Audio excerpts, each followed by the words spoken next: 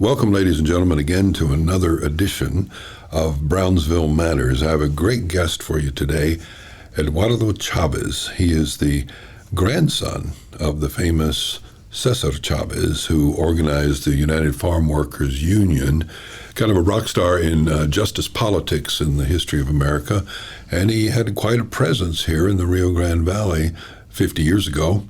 Organized many of the farm workers to get them at least minimum wage working in the fields. So I wanted to talk to his grandson, Eduardo, because he has made a beautiful film called Hailing Caesar about the life of his famous grandfather and his work in organizing a union of farm workers, very successfully, I might add. And so we're going to talk to him about his life and his film. He's on the phone now. So I want to thank you so much for taking the time to join us here on this program, Brownsville Matters. And you were here several months ago introducing your documentary that you did on your famous grandfather, Cesar Chavez, and had a nice, well, not a debut, I don't suppose, but a debut for here of the documentary. So how did that go, and what did you learn when you were here about your grandfather's legacy? Well, yeah, first of all, it went great. I was super excited. I made this film quite a few years ago, and it's been taking it around the entire country, so many different places. Was lucky. I hadn't been to South Texas yet, and so it was very cool to be there in the Rio Grande Valley. The reception was great. I was really taken aback by how much history there is for my grandfather's movement and the UFW in that area. And so many people that I met said they had encounters with my grandfather. And I think that's always for me, that's very moving to have made this film and be able to kind of present my grandfather's legacy to a new generation, but yet keep it within the spots where his legacy is so important, like Texas, like California, Washington State, even Michigan, places where even in the 60s and 70s, that movement was thriving. And then today, where there's so many migrant farm workers that are still a part of that fight for justice. It was about 50 years ago that your grandfather joined a group of migrant farm workers from Texas, from the Rio Grande Valley, who marched all the way from here, 350 miles to Austin, and he joined them in this march and led them to the Capitol. And as he said, I want to do all I can to help their cause. And their cause was very simple. They wanted minimum wage for working in the fields. And the governor at the time, Connolly, announced rather publicly to this group of marchers that there would be no one at the Capitol to meet them, and that they were more or less wasting their time because they wouldn't have an audience. But because of your grandfather's fame at the time and his gravitas, it started the movement for the valley, for the migrant farm workers here to get some sort of justice in the way that they were paid and treated.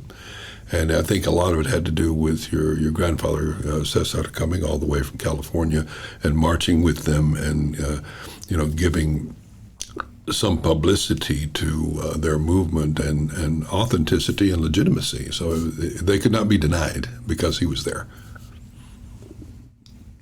Yeah, I think that, that fight he had for social justice and for the human rights for farm workers was just so much about kind of like human dignity. He always used to say that being a farm worker is a dignified job. It's an important job, and we can all agree with that. The food chain starts today, and back then the food chain starts 99.9% of the time it starts being picked by the hands of a Latino man or woman, and so that's the beginning of the food chain. And I think the messaging was really, like you said, it was simple. It was just like, let's treat these workers that do this important work with just human dignity and respect, because it is such a difficult job and it is such an important job.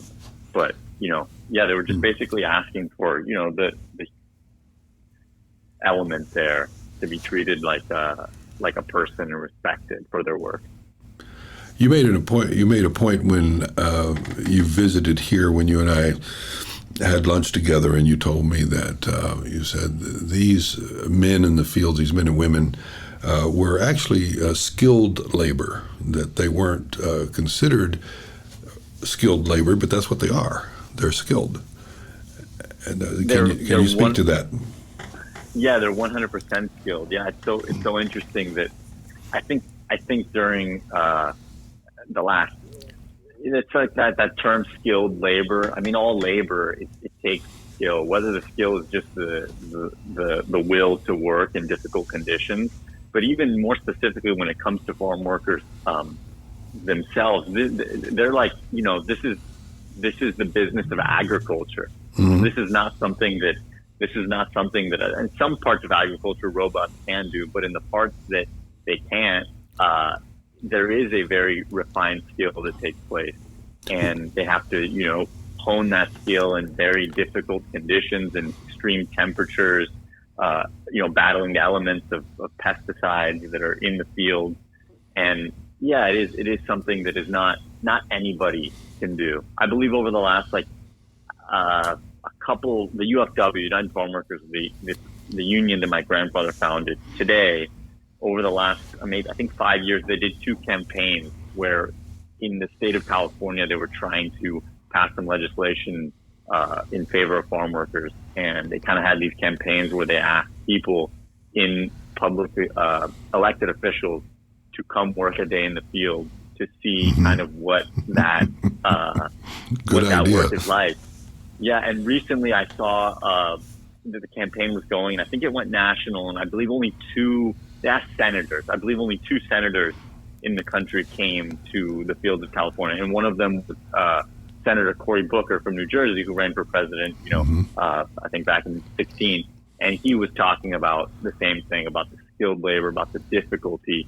And if you just watch, you drive around South Texas or West Texas, or where I'm from in California, and you're driving ways and you see farm workers, they're constantly in this position where they're hunched over hours on end. The toll it takes on your body, and the statistics, they don't lie, that the average lifespan of farm workers is not very long because of the difficulty of the work mixed in with the conditions that they're working in. One of the things I loved about your documentary is that you, in order to understand your grandfather's life, you went into the fields and you worked for some time harvesting grapes. I like that your father told you, if you want to understand what your grandfather did, you have to go work in the fields. And you did that, and you learned a great lesson. Yeah, 100%. I think when I kind of embarked on the initial journey to make this film and hopefully connect with my grandfather's legacy, I was kind of looking for a starting point, and I asked many people, and the starting point was, basic stuff like, surfing the internet and browsing and learning, reading articles about my grandfather, watching speeches he gave, reading books. And then once I kind of wanted to up it a level to get it to more something that is kind of closer to my family history, my roots, I asked my dad. And like you said, he said, you can't really understand your grandfather. You can't understand the movement. You can't understand that fight for social justice without understanding the work. Mm-hmm. And, coming full circle, my grandfather used to have a quote that when he did that big grape boycott, is he said the fight was never about lettuce or grapes, it was about people. Mm-hmm. And he's synonymous with kind of the fight for the working conditions and the better pay for farm workers. But in the end, I had to really to understand what he did. I had to go and do the work, and it's work that was important to my family in their roots. Even if my grandfather would have not been a successful organizer and have this large legacy, that work itself is still work that is really kind of deeply entrenched in my family's history. my grandfather was a farm worker. My grandmother worked in the fields. My own father worked in the fields. And so that is something that is part of my family's history. It's like work that's been passed down. It has since stopped. But in order for me to kind of connect with that legacy, I had to have that experience. So how did you have been able to? How did you do on your first day? Were you exhausted? Oh yes, I was beyond exhausted. I was so tired.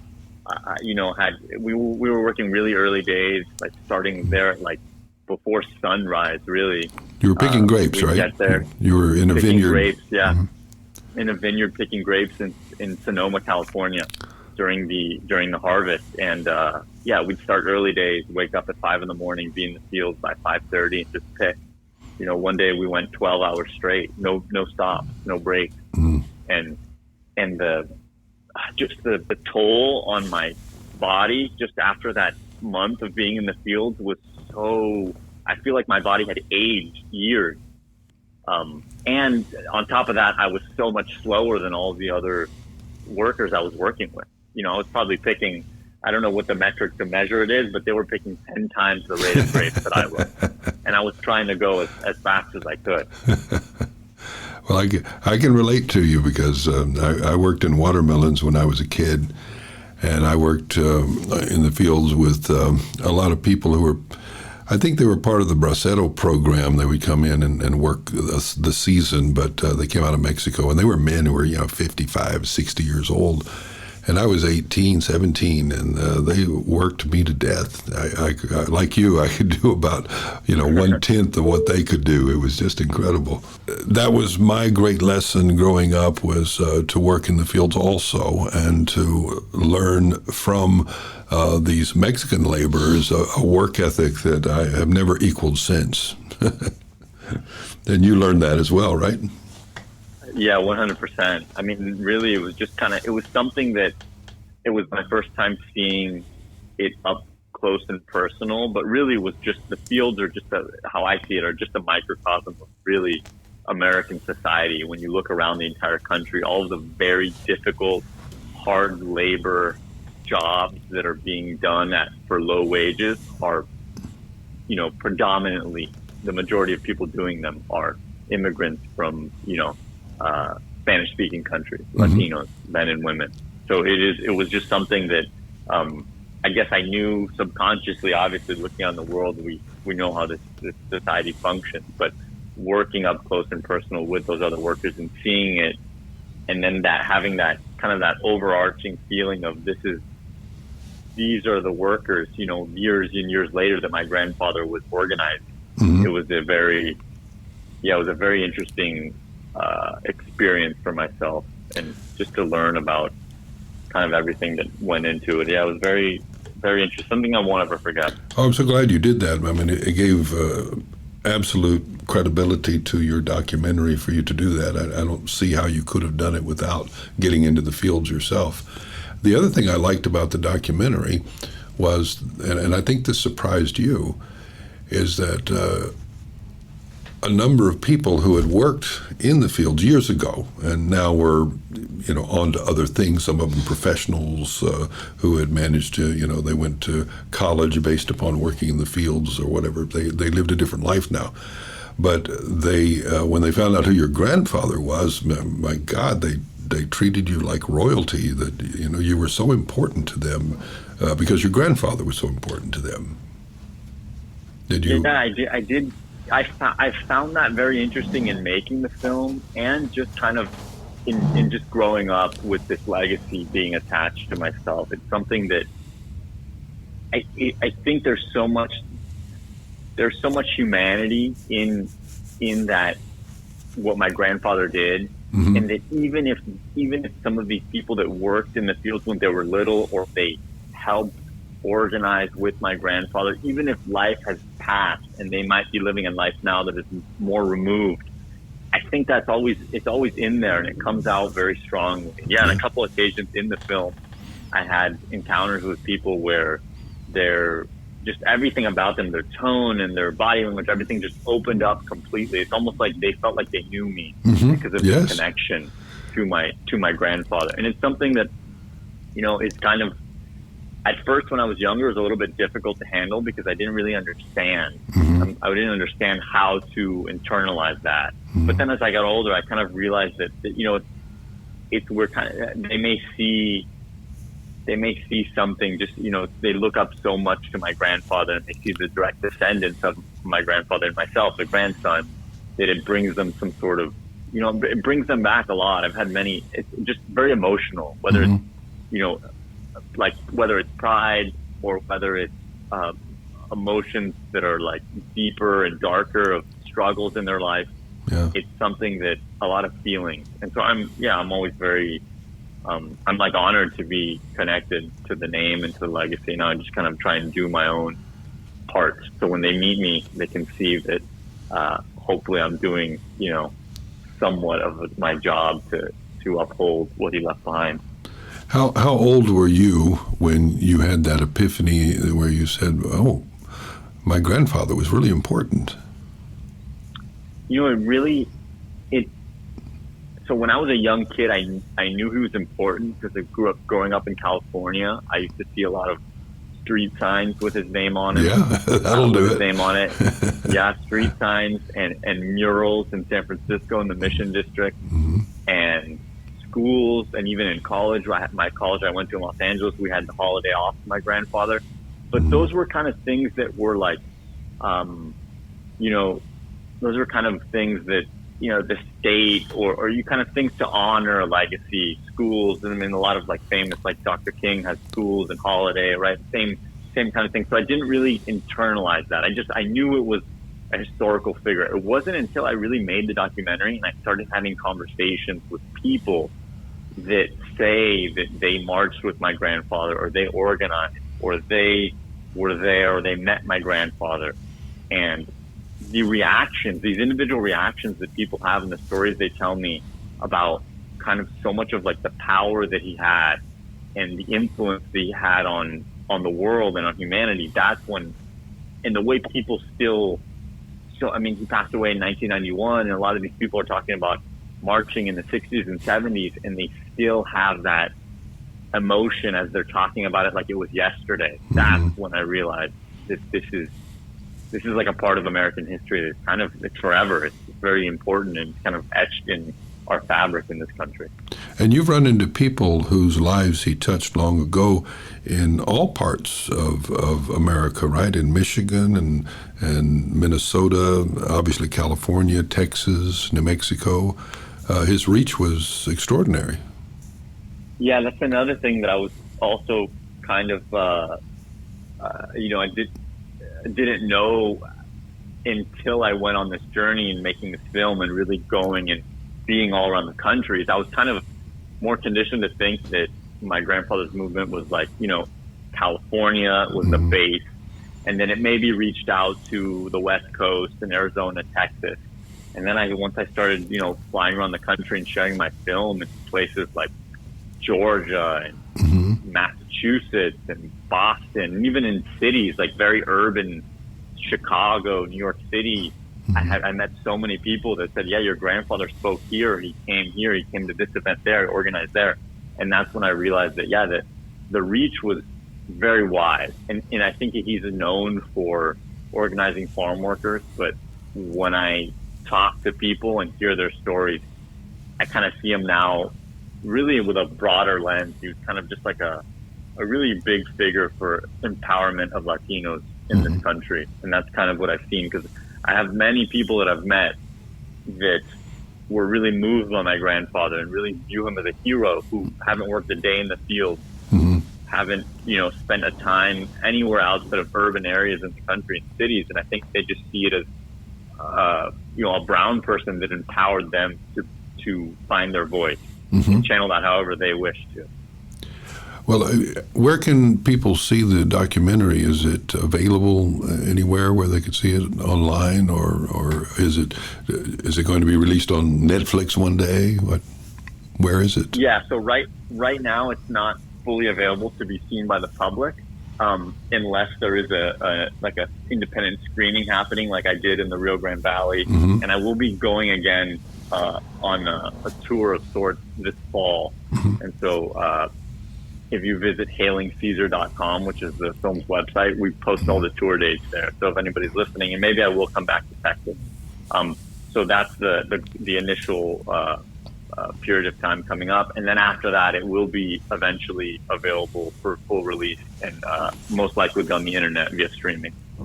Oh, that'll be great. I hope you will come back here because I think with a little more, well, maybe there was a lot of advance notice, but when you came last time, I didn't know of it until probably a week before you came, and I would like to be involved in helping you get a larger audience across the Rio Grande Valley. Because as you know, having been here, the legacy of your grandfather runs very deep here. So I'd like more people to see your documentary and to meet you. Yeah, no, it definitely does. Yeah, I've definitely, every time I've been to the state of Texas, that was just my first time in the Rio Grande Valley and in South Texas, but every time I've been to anywhere in the state of Texas, the response is always very good. And I love two parts about sharing this film. The first thing I love is sharing the film and having people see the film that had some sort of connection with my grandfather. And I feel like that draws us closer, whether it's an older generation that was alive during that movement. Yes. I feel like it brings them a nostalgia, which I'm happy to do, and brings them like a sense of pride. Like I was a part of that. That was a great American labor movement that I was a part of. I love that. Mm-hmm. And then I also love sharing it with young generations, even younger than myself, people in their early 20s or even their late teens, high school students that say, I had heard about your grandfather, but I didn't really know who he was until I watched your film. And now it's very interesting. I talked to my parents about your grandfather, and they said that they met him or they marched with him. And so that's beautiful. It's very multifaceted, the reach. That's why I think we got so lucky in making this film that we never intended it to have such a broad reach. Really, when I made it, it was kind of a personal journey that I hope to capture on film, and hopefully other people that were kind of in a position like me would be able to watch it and be inspired. And we didn't really think about the reach that it had beyond someone that was maybe in their mid-20s trying to find their path in life. And then sure enough, it kind of got its own legs and has been able to bring a lot of people closer together. One quick story I can tell is I was in California sharing my film where was it? It was, I believe it was Watsonville. So Watsonville, California, very like agricultural town. My grandfather's history is very, very deep there.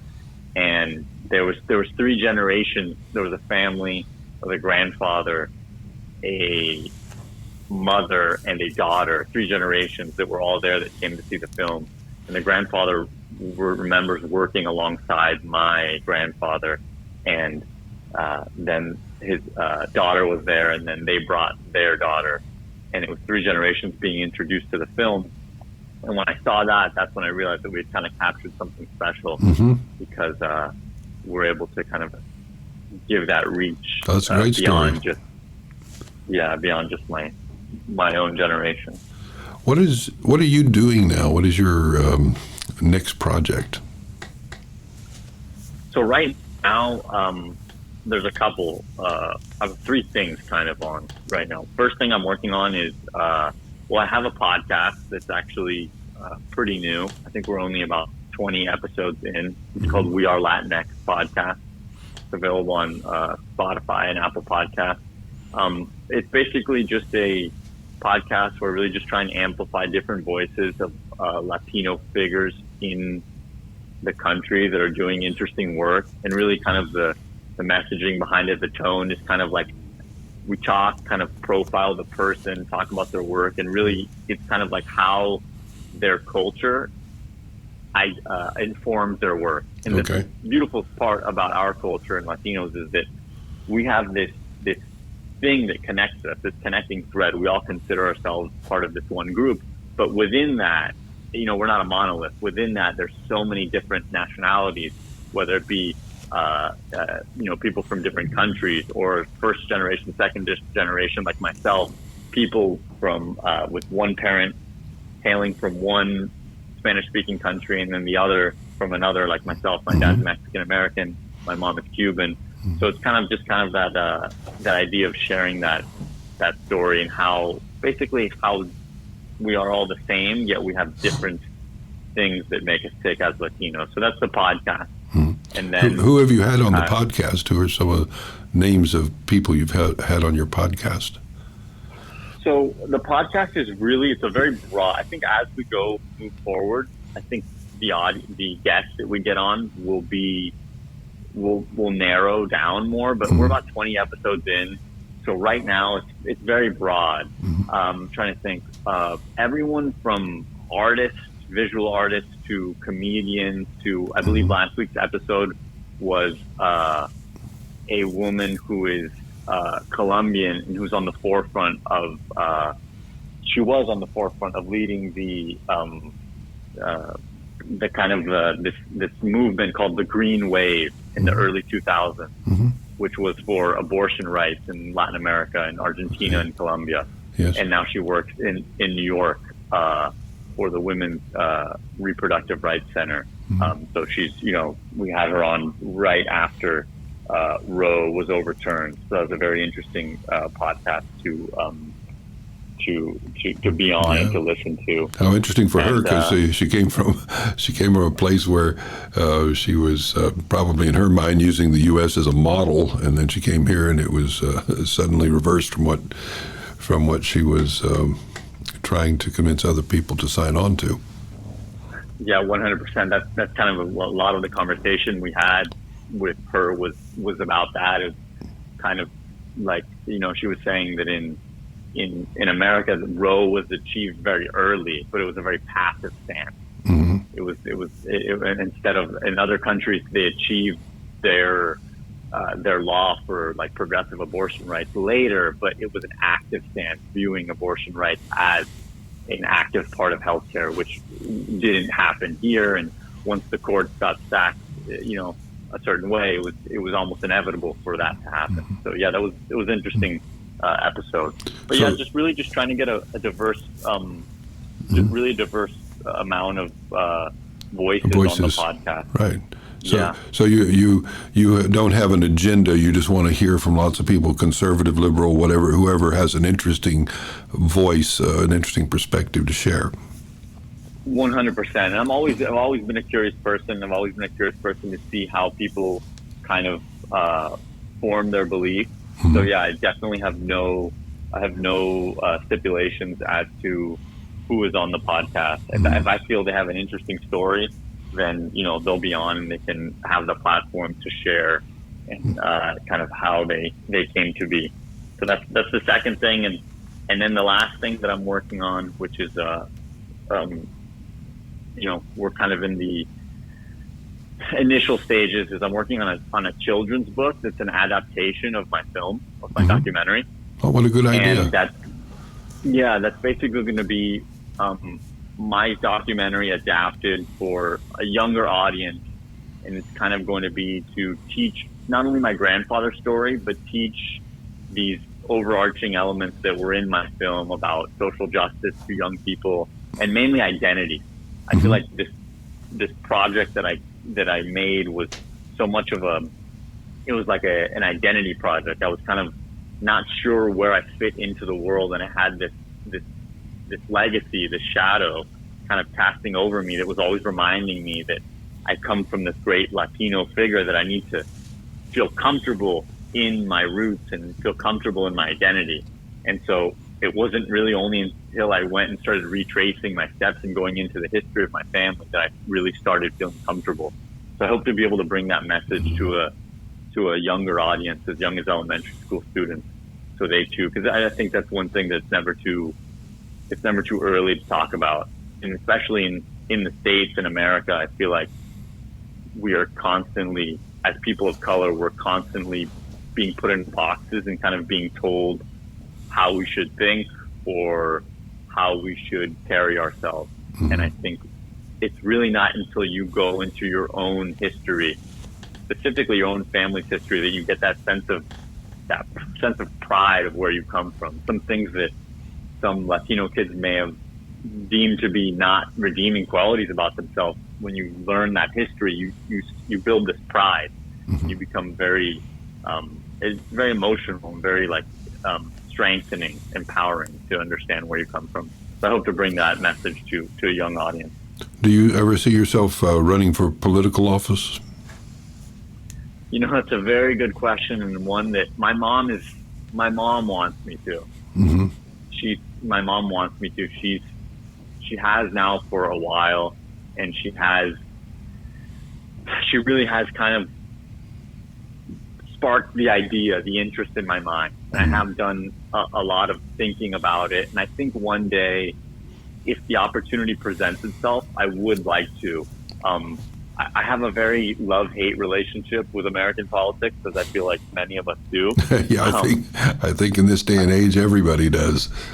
Yeah, I think everybody does. Yeah, I think if I could really find a time where I feel that I could be so committed that I would not stray from my beliefs, and I could really, do it with conviction, then I think that, there would be a time for that. I think, I'm not saying I would be the right person, but I think people with more backgrounds like myself, young people that have fresh ideas, that come from diverse backgrounds, are kind of what we need more in American politics. Age is very important to me as far as politicians. I think it's very hard to relate to many politicians.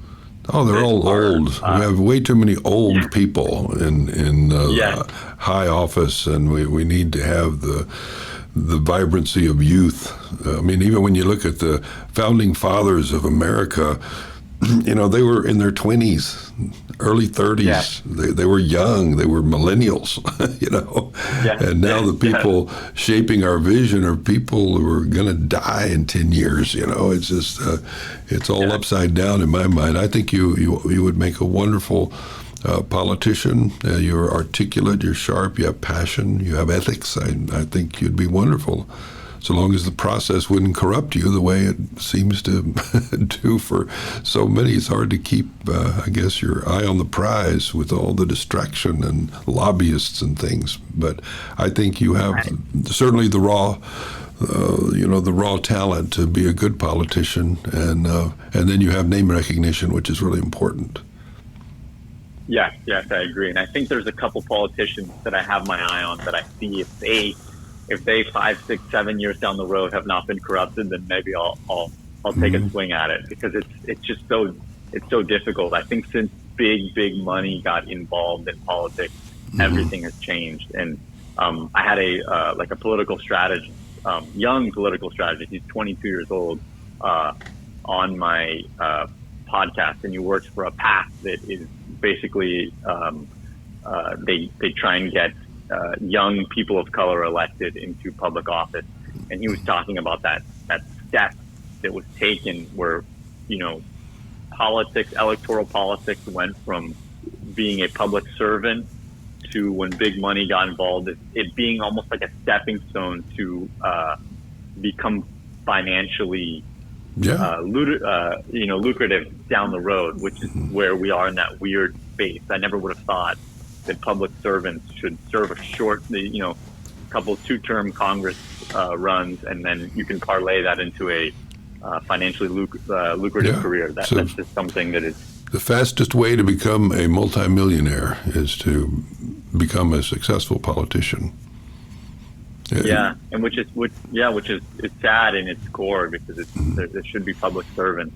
Yes, but and that image, definitely. And that image is bad for the country entirely. Even back in Twain's day, he said we have the finest Congress that money can buy, and for the population in general to think that that's absolutely true is horrible for a democracy, because people check out; they don't want to participate. It's 100% awful. I think that when you see. You see so many examples of even just kind of the arrogance some politicians have to run campaigns so last minute, so unorganized, and just throw excess of dollars at it. I think does really disillusion voters, because they realize, these people aren't here really to serve us and our needs and our wants. It's more to serve themselves. And like you said, yeah, that disillusions voters. And then when you don't get people participating in the process, and you're just getting the people that line the pockets of those politicians to participate, yeah, that's when you have a massive problem with democracy. And I think that's kind of what we've seen over the last 10 years. I think the truest thing said of our age, the last 20 years at least, is that we are in an age where voters don't pick their politicians, politicians pick their voters. They get to choose who they're going to have as their base, and that base gets gerrymandered and protected with a political fence, and so they can never lose. 95% of incumbents, something like that, win again and again and again because they pick their voters. And so that's a system that I understand why people don't want to get into it, because it's very difficult to, one, get in, and then it's hard to maintain your ethics when you're in that mess. So anyway, so saying all that, I'm saying, yes, you should go. You should do that. I believe you can resist. Listen, I definitely. Go ahead. I definitely have been inspired by, some politicians in electoral politics, but as well as just grassroots organizing. And I think that if I were to get into the world of electoral politics, I would do it with the idea of, within the confines, there are boxes you need to check. Votes and electoral politics is everything. But, with the idea of having a grassroots mindset. And as we've kind of seen, there are few people in Congress that have taken that mentality, and has worked, and kind of also the mentality of like my organizing heroes. So maybe one day that would be, if the time is right, I think it would be something that I would definitely give it a swing. Thank you so much for joining us today. I appreciate it, and please come back to the Valley, and I will help you organize several showings across the Valley of your wonderful documentary. I want everybody to see it. Thank you so much. I really appreciate it. Yeah, and thank you for the time of having me on. Nice conversation. My pleasure.